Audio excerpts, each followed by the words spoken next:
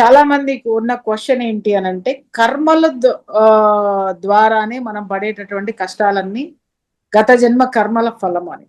ఇప్పుడు ఈ హీలింగ్స్ ద్వారా మనము ఆ ప్రారంధ కర్మలో, ఆగామి కర్మలో, అలాగే పూర్వజన్మ ఇది ఉన్నాయో వీటన్నిటిని హీల్ చేసుకునేటటువంటి అవకాశం ఉంటుంది.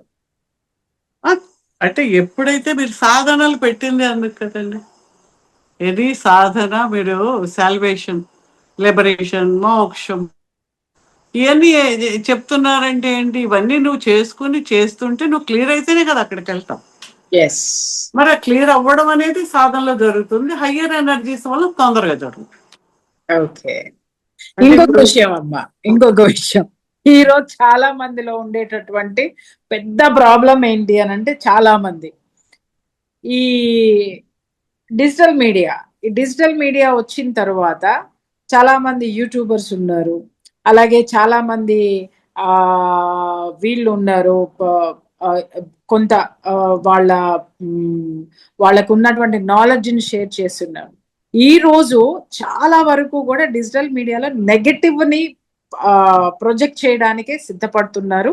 ఎందుకు మీరు నెగటివ్ ప్రొజెక్ట్ చేస్తున్నారు అని అంటే, అది ఉంటేనే జనం చూస్తున్నారు అనేటటువంటి ఒక థింకింగ్ లోకి వెళ్ళారు. అలా వెళ్ళడం వల్ల కూడా అనుకోకుండా వాళ్ళు ఆ నెగటివిటీలోకి వీళ్ళు కూడా నెట్టివేయబడిపోయి ఒక స్ట్రెస్ ఫీల్ అవడం అనేటటువంటిది విపరీతంగా జరుగుతుంది. ఒక విమర్శలు కానివ్వండి. అంటే నేనేమంటున్నానంటే, ఇప్పుడు ఫర్ ఎగ్జాంపుల్ ఇప్పుడు నాలాంటి వాళ్ళు ఉన్నారమ్మా. నేనంటే జర్నలిస్ట్ని కాబట్టి నాకు ఎక్స్పీరియన్స్ ఉంది కాబట్టి పక్కన పెట్టి, ఇప్పుడు కొత్తగా వచ్చే వాళ్ళు ఉన్నారు.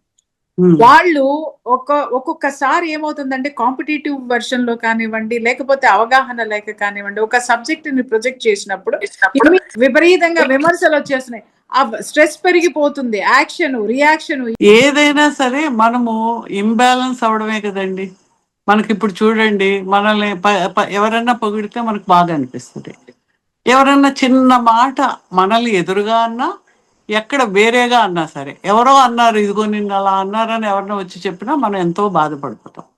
అంటే దట్ ఈజ్ అవర్ ఏంటి ఐడెంటిటీ టు నువ్వు పట్టుకోని ఉన్నావు అనమాట. నువ్వు ఎప్పుడైతే ఎక్స్పాండ్ అవుతావో ఎనర్జీ తోటి నువ్వు ఎక్స్పాండ్ అయినప్పుడు నీకు అది తగ్గిపోతుంది. అసలు వాళ్ళు అన్నది నీకు ఎక్కడి వరకు కూడా వెళ్ళదు. ఒక్కోసారి నవ్వు కూడా వస్తుంది. వాళ్ళు ఎవరైనా మీకు నెగిటివ్గా అంటే మీ ఎనర్జీ బాగుంది అనుకోండి, అంటే ఇప్పుడు మన చిన్నపిల్లాడు వచ్చి మన మన మనవడు మనవరాలు వచ్చి ఏ ఫూల్ అన్నారు అనుకోండి, మనం నవ్వుతాం. అదే ఇంకెవడో మనకు పడినవాడు ఇలా వచ్చి వాడు ఏమనకపోయినా ఇలా చూసినా మనల్ని ఏదో అన్నాడు అనుకుని మనం లోపల ఏదో అనేసుకుంటాం. మరి ఇది ఫూలే వర్డే కదా. వాడు ఆ ఫూల్ అని అన్నాడు అనుకోండి, రెండు వర్డ్స్ ఒకటే కదా. ఇది ఎందుకు బాధ లేదు, అక్కడ ఎందుకు బాధ ఉంది అంటే నీలో ఉంది. How you're taking it. ఇది నువ్వు ఈ చైల్డ్ అన్నది ఎంత ముద్దుగా కాదమ్మా ఇలాగని మన దగ్గర తీసుకుంది. అదే వేరే వాడైతే ఇంకా వాడిని ఇంకో 10 తిట్లు కావాలని మనం తిడతాం. అంటే ఇవన్నీ ఏంటి, యువర్ పర్సెప్షన్. మీరు లిమిటెడ్గా ఉండి ఎనర్జీ తక్కువ ఉన్నప్పుడు ప్రతిదీ కూడా చాలా ఎక్కువగా తీసుకుంటాం. మనం సపోజ్ ఏ జ్వరం వచ్చి బాగా వీక్గా ఉన్నాం అనుకోండి, అబ్బా లేచి 2 అడుగులు వేయమన్నా ఎంతో కష్టం మీద వేస్తాం. ఎందుకు? You're already weak. అలాగే సైకలాజికల్గా you will become weak, emotionally you will become weak if your energies are less.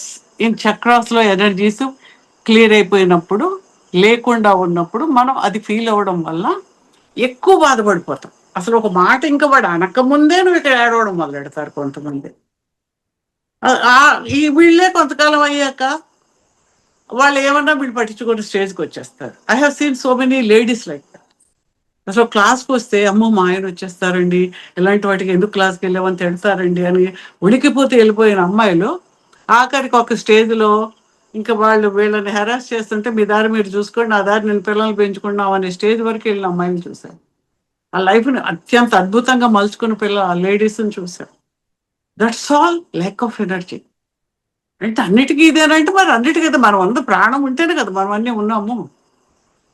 ప్రాణం తీసి పక్కన పెడితే ఇంకేముంది, మీరేముంది, నేనేముంది, రిలేషన్ ఏముంది, ఫైనాన్స్ ఏముంది. You're living your life with this living force, life force, energy, prana. That prana ni higher energies తోటి ఇంకా ఇంకా ఇంకా అద్భుతంగా దాన్ని మలుచుకున్న కొలది నీవు ఎంత పాలిష్ చేస్తే అంత పాలిష్డ్గా నీ లైఫ్ పెరుగుతుంది. అంతే. ఒక వజ్రాన్ని తీసుకుని ఎంత సానబడితే అది ఎంత చక్కగా మెరుస్తుందో, మన జీవితాన్ని హయ్యర్ ఎనర్జీ అనే దాంతో సానబెట్టినప్పుడు అంతగా వజ్రంలాగా నీ లైఫ్ అలాగా బ్రైట్గా అవుతుంది అనమాట.